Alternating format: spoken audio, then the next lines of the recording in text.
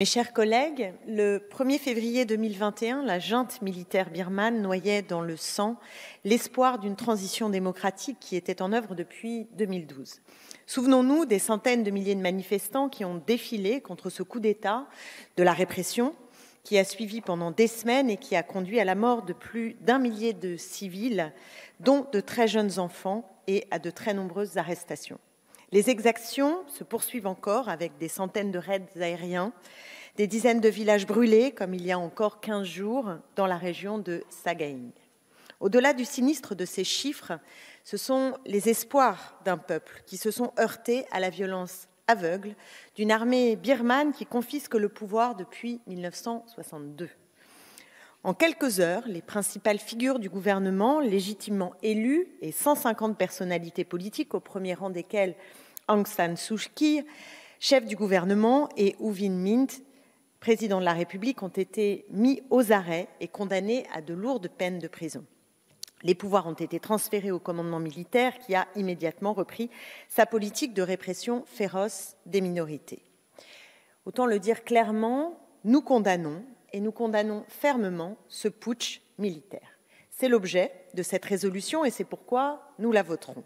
Cependant, je déplore que le texte ne soit pas plus ambitieux dans ses condamnations, ses propositions, et qu'il passe notamment sous silence un drame qui frappe la Birmanie depuis des années, les massacres de masse qui ciblent les Rohingyas. Mes chers collègues, la Birmanie est un véritable patchwork qui réunit plus d'une centaine d'ethnies. Cela fait des années que les minorités sont malmenées par la dictature et par l'emploi systématique de la force par la junte militaire. En Birmanie, l'appartenance à une minorité ou la pratique d'une autre religion que celle de l'État peut conduire à la mort. À la différence d'autres persécutions, les massacres perpétrés contre les Rohingyas, avérés depuis l'été 2017, sont cautionnés et encouragés par le tout-puissant clergé bouddhiste ainsi que par les pouvoirs civils. Prêche haineux et islamophobe, négation de l'existence des Rohingyas, propagande ultranationaliste, lynchage, trafics humains, ce qui se déroule est dramatique et j'en veux pour preuve certains chiffres. Ce sont plus d'1 million de Rohingyas qui ont dû fuir vers le Bangladesh voisin, presque 400 villages qui ont été rayés de la carte et l'Organisation des Nations Unies estime que les 600 000 Rohingyas qui résident encore sur le territoire birman vivent sous la menace d'un génocide. Je pèse ce mot, mes chers collègues, qui pointe la violence et les menaces qui pèsent sur le peuple, sur ce peuple. Alors, lorsque nous nous exprimons sur la Birmanie comme nous le faisons aujourd'hui, nous ne pouvons pas passer sous silence la situation des Rohingyas. Ne perdons pas de vue la responsabilité du gouvernement civil dans ces exactions. Il n'a rien fait pour les empêcher et lorsque la Cour internationale de justice a ouvert une procédure en 2019, Aung San Suu Kyi a continué à nier la réalité de ces massacres. La longue cécité des chancelleries à l'égard de ces responsabilités n'a fait qu'aggraver la situation et il faut rappeler la continuité directe dans la répression entre la période du pouvoir civil et la nouvelle phase ouverte par le coup d'État.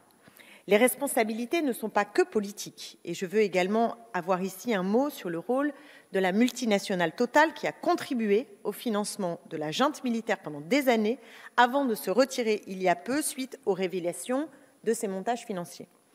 855 000 Rohingyas vivent aujourd'hui au Bangladesh, dans le plus grand camp de réfugiés au monde.